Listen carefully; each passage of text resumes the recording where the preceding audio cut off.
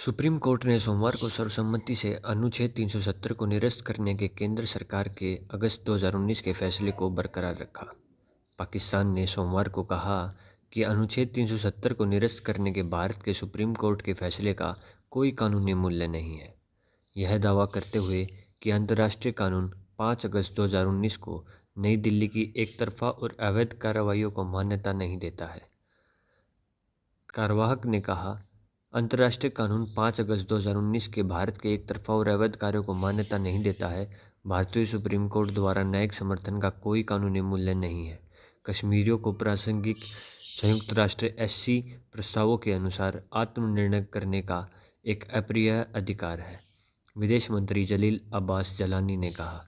इस्लामाबाद में एक संवाददाता सम्मेलन को संबोधित करते हुए जिलानी ने कहा कि भारत को कश्मीरी लोगों और पाकिस्तान की इच्छा के खिलाफ इस विवादित क्षेत्र की स्थिति पर एक तरफा निर्णय लेने का कोई अधिकार नहीं है। उन्होंने कहा कि पाकिस्तान जम्मू कश्मीर की स्थिति पर भारत की सर्वोच्च न्यायालय द्वारा घोषित फैसले को स्पष्ट रूप से खारिज करता है। उन्होंने कहा कि भारत के एक तरफा और अवैध कार्यों का न्यायिक समर्थन न्याय का मजाक था। उन्होंने कहा कि जम्मू कश्मीर एक अंतर्राष्ट्रीय स्तर पर मान्यता प्राप्त विवाद है जो 7 दशकों से अधिक समय से संयुक्त राष्ट्र सुरक्षा परिषद के एजेंडे में बना हुआ है।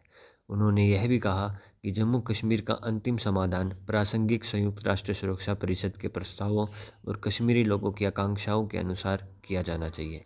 उन्होंने कहा कि पाकिस्तान जम्मू कश्मीर पर भारतीय संविधान की सर्वोच्चता को स्वीकार नहीं करता है। भारतीय संविधान के अधीन किसी भी प्रक्रिया को कोई कानून महत्व नहीं है। भारत घरेलू कानूनों और न्यायिक फैसलों के बहाने अपने अंतर्राष्ट्रीय दायित्व से पीछे नहीं हट सकता। कश्मीर मुद्दे और पाकिस्तान से होने वाली सीमा पर आतंकवाद को लेकर भारत और पाकिस्तान के बीच संबंध अक्सर तनावपूर्ण रहे हैं। हालांकि भारत द्वारा अनुच्छेद 370 को निरस्त करने के बाद उनके संबंध में गिरावट आई, क्योंकि पाकिस्तान ने भारतीय दूत को निष्कासित कर दिया और व्यापार संबंधों को कम कर दिया। भारत ने बार बार कहा है कि कश्मीर एक आंतरिक मामला है और यह भी कहा है कि वह पाकिस्तान के साथ आतंक, हिंसा और शत्रुता से मुक्त वातावरण में सामान्य मैत्रीपूर्ण संबंध चाहता है। गिलानी ने आरोप लगाया कि 5 अगस्त 2019 से भारत के एक तरफा और अवैध उपायों का उद्देश्य कश्मीर की जनसंख्यिकी संरचना और राजनीतिक परिदृश्य को बदलना है। उन्होंने कहा कि वे पाकिस्तान के लिए गंभीर चिंता का विषय बने हुए हैं, क्योंकि उनका अंतिम लक्ष्य कश्मीरियों को अपनी ही भूमि में एक अशक्त समुदाय में बदलना है। शांति और बातचीत का माहौल बनाने के लिए इन उपायों को रद्द करना चाहिए। मंत्री ने कहा कि पाकिस्तान कश्मीर के लोगों को आत्मनिर्णय के उनके अपरिहार्य अधिकार की प्राप्ति के लिए अपना पूर्ण राजनीतिक और नैतिक समर्थन देना जारी रखेंगे।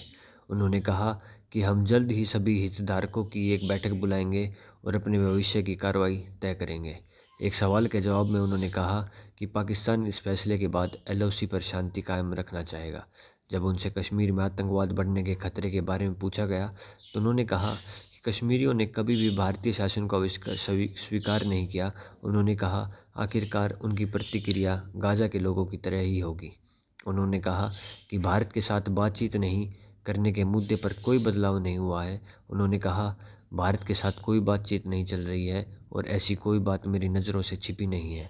उन्होंने कहा कि पाकिस्तान का रुख किसी भी अंतर्राष्ट्रीय अदालत के लिए बहुत कड़ा है, लेकिन भारत हमेशा प्रतिक्रियाओं का सहारा लेता है और अदालतों के अंतर्राष्ट्रीय क्षेत्राधिकार को खारिज कर देता है।